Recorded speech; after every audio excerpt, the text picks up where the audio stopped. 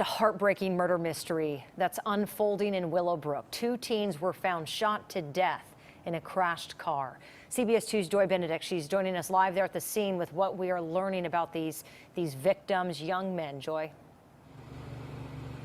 Yeah, this is just heartbreaking. We're talking about two teenagers that were gunned down in a car just simply driving down this street. There were 5 young people in the car altogether, and police are really needing help figuring out exactly what happened. But I want to show you where it happened, as they did just take down the crime scene tape a few moments ago after being here for 11 hours. The car was driving down this road, ended up crashing into a vehicle that was parked along the roadway here. Unfortunately, 2 of those 5 teenagers inside died. It's a scene that continued to grow all morning as young people are showing up in disbelief over the deaths of 2 high school students gunned down in a car. He was a really good kid, and he just lost his mom not even a year ago. Crystal Jackson is the aunt of 16-year-old Millian Colquitt. Would have been 17th on the 28th this month. He played every sport, basketball, football, he tried baseball, soccer.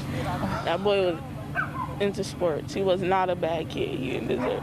The 11th grader at Centennial High School was driving the car with 4 other teens inside when investigators say someone opened fire on them. The car then crashed into a parked car nearby on East 124th Street in Willowbrook. The car appears to have been shot several times, as well as both decedents appear to have been shot several times in the upper torso. The young man in the front passenger seat was 17-year-old Jamil Hill Jr., a 12th grader at Gardena High.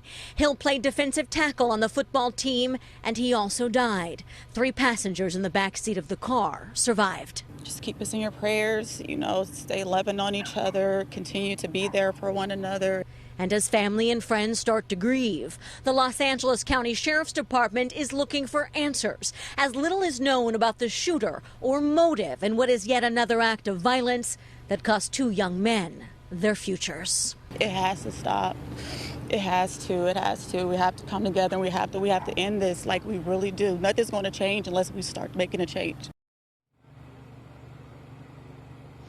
And really right now, guys, the investigators are telling me that they are at ground zero. They don't know if the shooter was in a vehicle or on foot, and so they are really pleading with this community to come forward with any sort of information, and so is the family. So let me reiterate this for you. If you heard anything, if you saw anything, if you have security footage in your home, you are urged to contact the Los Angeles County Sheriff's Department. And if you want to leave a tip anonymously, you can always do that by calling Crime Stoppers, and that number is 1-800-222-TIPS.